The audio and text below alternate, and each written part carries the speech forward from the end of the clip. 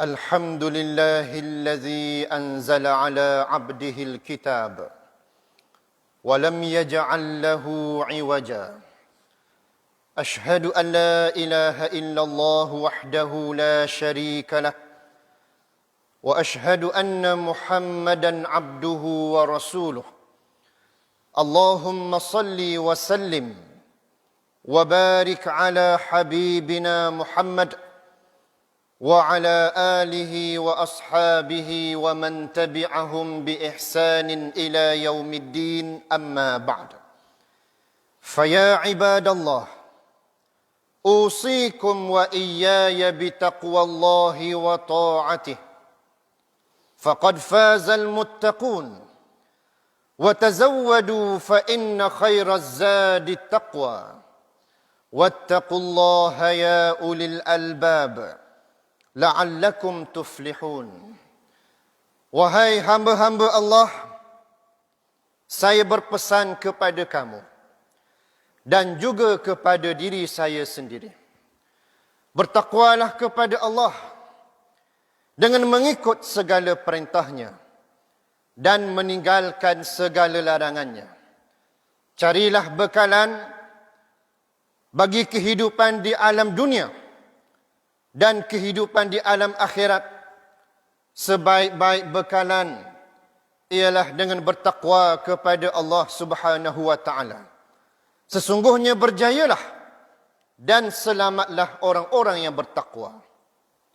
Seterusnya marilah kita mengambil pengajaran daripada peristiwa yang besar yang berlaku pada bulan Ramadan.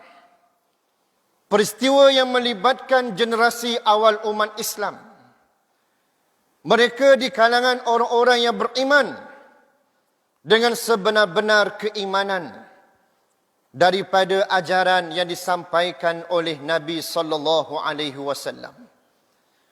Dalam ketulusan iman dan takwa mereka itu diuji oleh Allah Subhanahu wa taala sebagai suatu panduan untuk kita bagi generasi yang mutaakhir ada pada hari ini. Peristiwa yang dimaksudkan itu ialah peristiwa Badar yang melibatkan pertembungan di antara dua puak manusia yang beriman dan yang kufur kepada Allah Subhanahu wa taala, yang disebut sebagai Yaumul Taqal Jam'an, hari yang bertemunya dua kumpulan yang memiliki keimanan dan ketakwaan berhadapan dengan golongan yang kufur dan menentang Allah Subhanahu wa taala. Peristiwa ini berlaku pada tanggal 17 Ramadan pada tahun kedua Hijrah, yang telah pun dinyatakan Allah melalui banyak ayat-ayat dalam Al-Quranul Karim. Antaranya ialah Allah menyatakan, وَلَقَدْ نَصَرَكُمُ اللَّهُ بِبَدْرٍ وَأَنْتُمْ أَذِلَّةٌ فَاتَّقُوا اللَّهَ لَعَلَّكُمْ تَشْكُرُونَ. Dan sesungguhnya Allah telah memberi pertolongan kepada ahli Badar dalam keadaan kamu pada waktu itu dilihat sebelah mata atau dipandang hina oleh kalangan orang-orang musyrikin yang ingin mengalahkan kamu pada waktu itu. Maka hendaklah kamu bertakwa kepada Allah supaya kamu menjadi kalangan orang-orang yang bersyukur. Peristiwa ini melibatkan generasi awal umat Islam dalam keadaan mereka belum bersedia untuk berhadapan dengan situasi yang besar seperti ini. Tetapi bagaimana Allah Subhanahu wa taala telah mengurniakan kekuatan iman dan takwa kepada mereka. Apa jua rintangan, situasi dan halangan yang bakal ditempuhi, mereka sanggup berhadapan dengannya. Yang kalau kita mengira mungkin sukar untuk diperolehi oleh zaman kita pada hari ini. Di saat para sahabat ditugaskan oleh Nabi SAW dalam mengadakan sekatan terhadap kafilah dagangan yang dipimpin oleh Abu Sufyan yang pulang daripada Syam dengan membawa laba untung yang besar, hasil modal yang dirampas harta orang-orang Islam pada suatu ketika. Sebelum berhijrahnya orang Islam ke Madinah, mereka orang-orang musyrikin menindas orang-orang Islam yang berada di kota Mekah. Mereka merampas harta orang Islam dan menghalau orang Islam, sehingga mereka memanfaatkan harta orang Islam dengan menjadikan modal perniagaan mereka. Lalu menjadi hak untuk orang Islam mengambil semula harta mereka. Nabi menugaskan para sahabat untuk melaksanakan misi tersebut. Namun di luar jangkaan berlakunya perkara yang tidak diingini. Kejahatan orang-orang musyrikin melampaui batas. Mereka berjaya menimbulkan isu, provokasi, sehingga menuding dan memfitnah negara Islam Madinah telah melakukan pencerobohan, melakukan serangan yang zalim.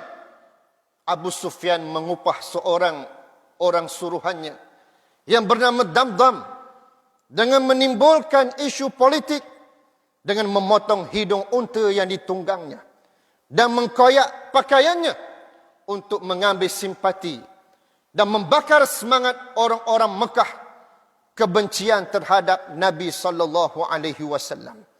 Maka tercetuslah apa yang dikatakan peperangan yang tidak dirancang, yang dinamakan peperangan Badar. Dalam keadaan Nabi dan bersama para sahabat saat itu tidak ada persiapan yang cukup, tetapi bagaimana kita mahu pelajari nilai iman dan taqwa yang ada pada generasi awal umat Islam.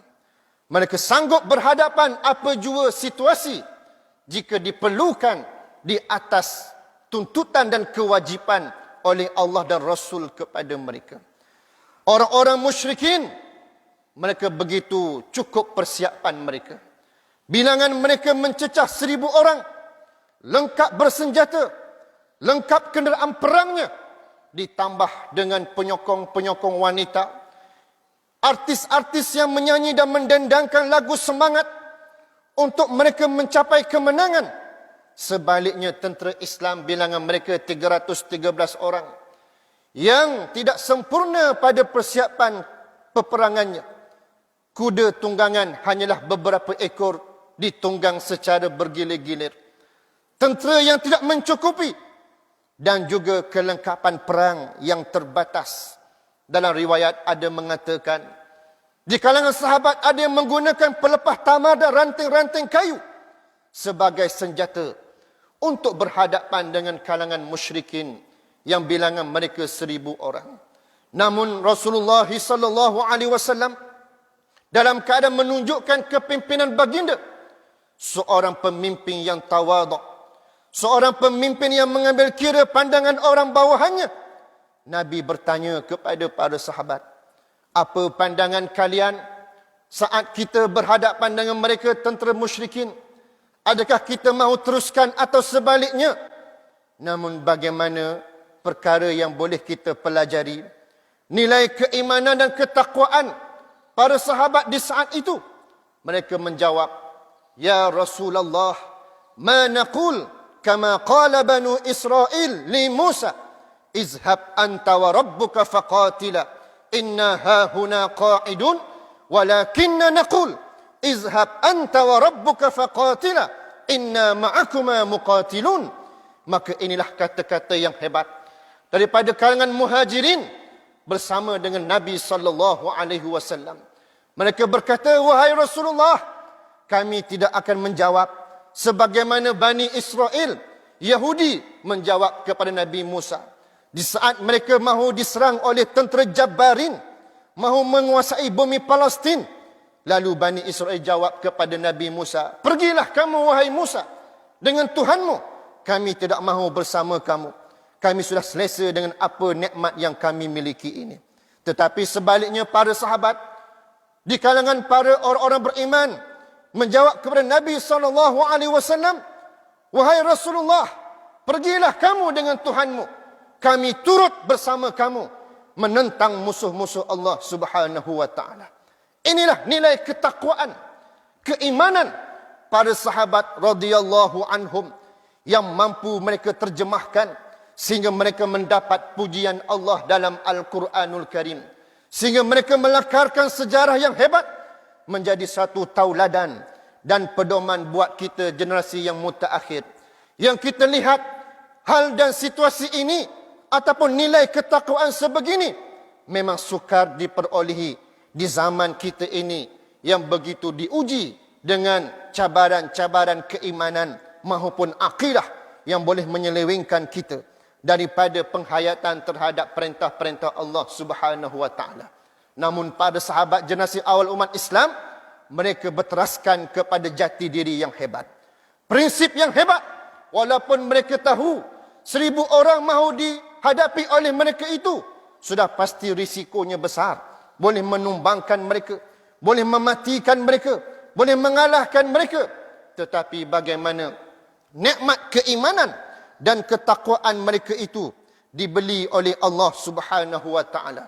Allah menghargai iman mereka dalam keadaan Allah taala menyatakan, "Iz taqulu lil mu'minin alan yakfiyakum an yumiddakum rabbukum bi salasati alafin minal malaikati munzalin." Allah taala nyatakan, ingatlah wahai Muhammad ketika engkau berkata kepada orang-orang yang beriman untuk menguatkan semangat mereka, tidakkah cukup bagi kamu bahawa Allah membantu kamu dengan 3000 tentera dari malaikat diturunkan oleh Allah kepada kamu. Maka Allah memberi pertolongan kepada orang-orang yang beriman, orang-orang yang bertakwa. Dengan ketulusan hati mereka, Allah mendatangkan pertolongan dengan begitu mudah.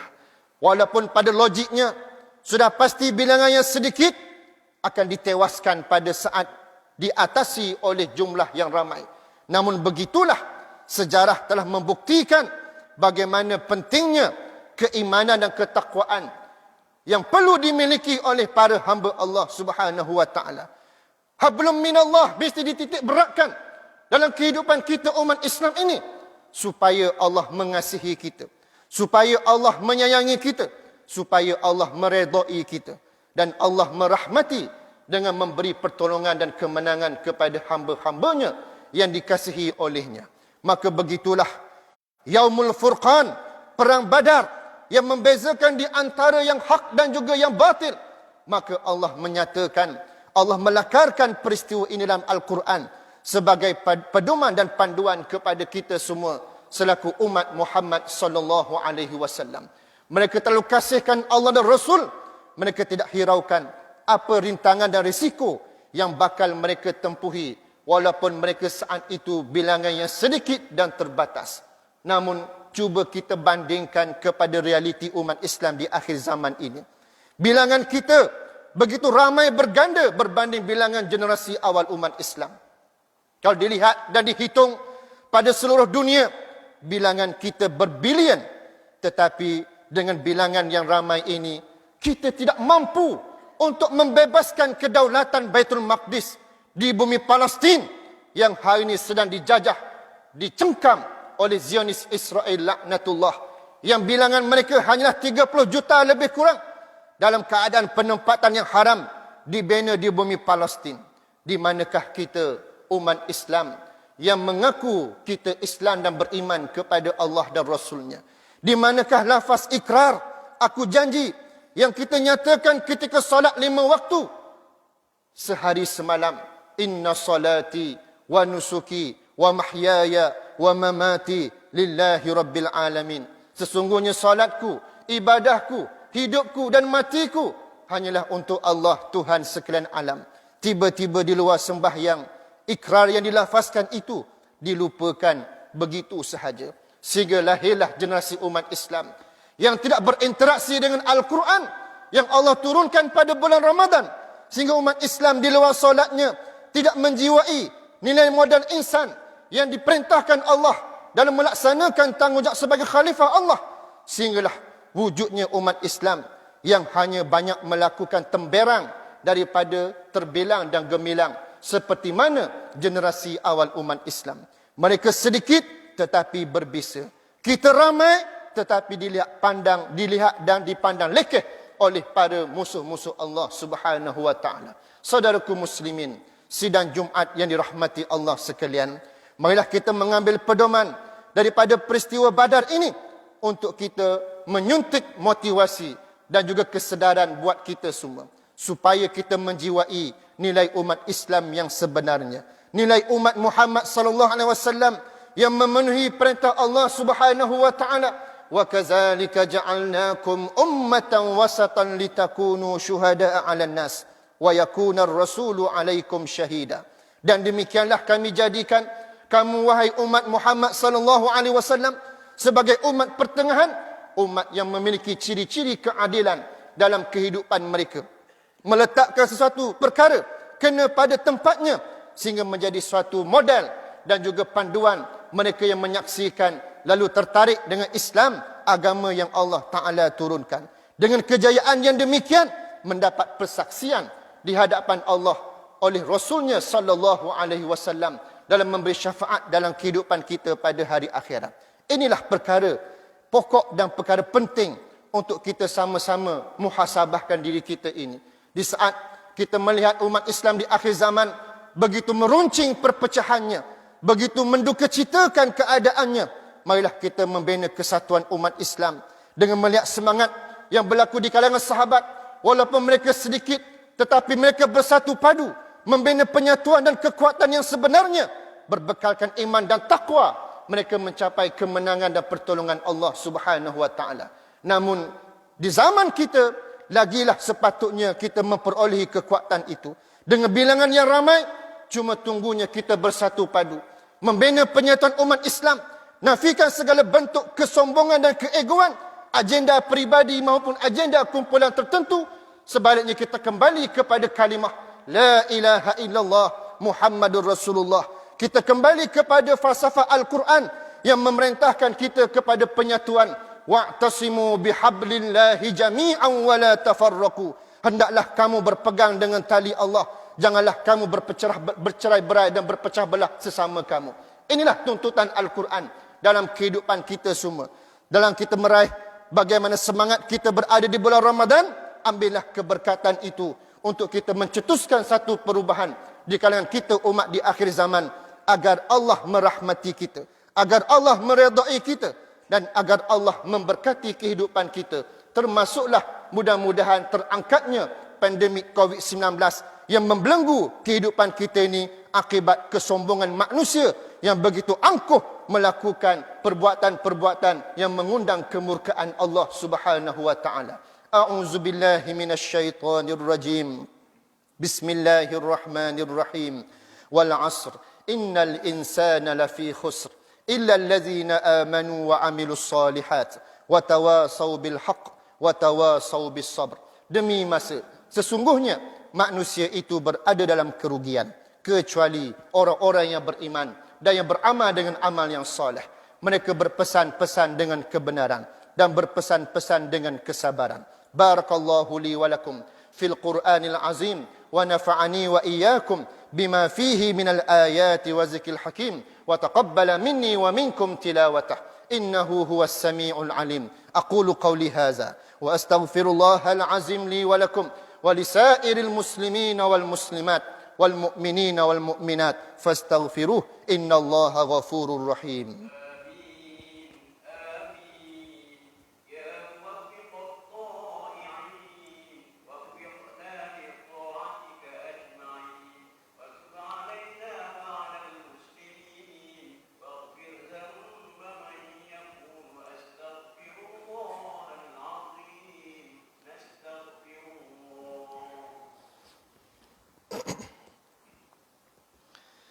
الحمد لله الذي أكرمنا بنعمة الإسلام وفضلنا على كثير من الأمم.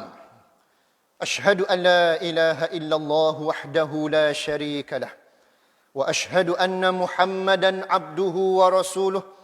اللهم صل وسلم وبارك على حبيبنا محمد وعلى آله وأصحابه ومن تبعهم بإحسان إلى يوم الدين أما بعد يا أيها الذين آمنوا اتقوا الله حق تقاته ولا تموتن إلا وأنتم مسلمون.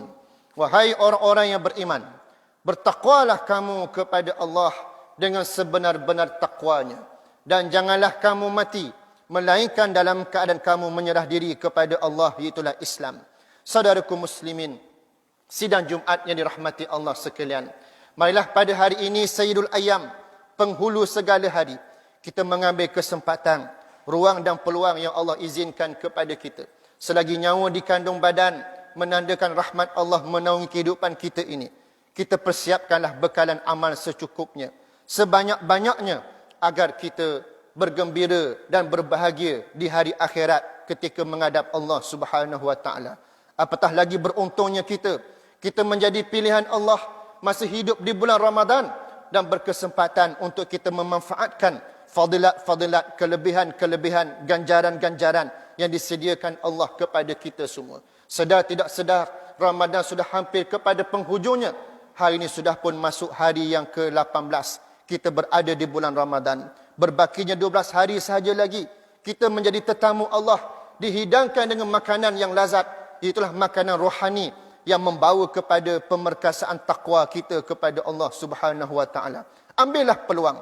Kita perbanyakkan baca Quran, perbanyakkan zikrullah, perbanyakkan bersedekah, perbanyakkan bangun malam kita dengan bertahajud, mendirikan solat-solat sunat, di samping kita menghayati setiap amalan kita dengan penuh ketulusan dan penghayatan kita insya-Allah. Di samping kita perbanyakkan bersedekah, membantu golongan yang susah, dan janganlah lupa untuk membelanjakan orang-orang dalam berbuka puasa pada waktu berbukanya. Mudah-mudahan dengan bekalan-bekalan amal tadi dapat membantu kita kepada nikmat keampunan Allah Subhanahu wa taala. Apatah lagi pada hujung Ramadan 10 akhirnya terdapatnya satu malam yang dinyatakan Allah yang dinamakan malam Qadar, yang mana fadilat dan kelebihannya lebih baik daripada 1000 bulan, dinisbahkan kepada tahun, iaitulah 84 tahun lebih kurang waktu kita beribadah kepada Allah Subhanahu wa taala. Maka carilah malam Qadar dengan sebaik-baiknya, dengan penuh keikhlasan dan ketulusan hati kita, dengan mencari keredaan Allah, bukanlah untuk mendapat kelebihan-kelebihan yang dijanjikan Allah Ta'ala itu. Yang penting redha Allah mengatasi segala-galanya. Marilah kita berusaha sedaya upaya dengan perbanyakkan juga doa supaya Allah mengampunkan dosa-dosa kita semua, agar Allah menjernihkan hati-hati kita, agar kita dapat melihat akan kebenaran dan dapat membezakan di antara yang benar dan juga dengan yang salah. Marilah kita sama-sama menyahut perintah Allah Subhanahu wa taala dalam penganjuran berselawat ke atas Nabi sallallahu alaihi wasallam. Innallaha wa malaikatahu yusalluna 'alan nabi ya ayyuhallazina amanu sallu 'alaihi wa sallimu taslima. Sesungguhnya Allah dan para malaikat berselawat ke atas Nabi. Wahai orang-orang yang beriman, berselawat dan mengucap salamlah kamu ke atasnya dengan sesungguh-sungguhnya. Sabda Nabi sallallahu alaihi wasallam, man shalla 'alayya marrah sallallahu alaihi biha asyra. Barang siapa yang berselawat ke atasku dengan satu selawat, nescaya Allah akan berselawat ke atasnya dengan 10 selawat. Allahumma salli ala Muhammad wa ala ali Muhammad kama sallaita ala Ibrahim wa ala ali Ibrahim wa barik ala Muhammad wa ala ali Muhammad kama barakta ala Ibrahim wa ala ali Ibrahim fil alamin innaka Hamidum Majid. Allahumma ighfir lil mu'minina wal mu'minat wal muslimina wal muslimat والمعلمين والمعلمات الأحياء منهم والأموات برحمتك يا أرحم الراحمين. اللهم اهدنا صراط المستقيم صراط الذين أنعمت عليهم من النبيين والصديقين والشهداء والصالحين وحسن أولئك رفيقا. اللهم إنا نسألك رضاك والجنة ونعوذ بك من سخطك والنار. اللهم اجعلنا ممن قام رمضان إيمانا واحتسابا غفر له ما تقدم من ذنبه. اللهم اكشف عنا البلاء والوباء والغلاء والمنكر والفحشاء ما ظهر منها وما بطن بسم الله الذي لا يضر مع اسمه شيء في الأرض ولا في السماء وهو السميع العليم اللهم إنا نعوذ بك من البرص والجنون والجزام ومن سيء الأسقام اللهم احفظ مولانا الواثق بالله السلطان ميزان زين العابدين ابن المرحوم السلطان محمود المكتفي بالله الشاه وأنزل الرحمة عليه وعلى السلطانة نور زاهرة سلطانة ترنغانو واحفظ أولاده وأهله ورعاياه من المسلمين والمسلمات والمؤمنين والمؤمنات في الدنيا والآخرة برحمتك يا أرحم الراحمين اللهم احفظ ولي العهد تنكو محمد إسماعيل ابن الواثق بالله السلطان ميزان زين العابدين ربنا آتنا في الدنيا حسنة وفي الآخرة حسنة وقنا عذاب النار اللهم أعز الإسلام والمسلمين والدعاة والمجاهدين والمظلومين والمستضعفين اللهم انصرهم في سوريا اللهم انصرهم في غزة اللهم انصرهم في اليمن وفي السودان وفي عركان وفي الأرض الإسلام في كل مكان ربنا ظلمنا أنفسنا وإن لم تغفر لنا وترحمنا لنكونن من الخاسرين وصلى الله على محمد وعلى آله وصحبه وبارك وسلم والحمد لله رب العالمين قوموا إلى صلاتكم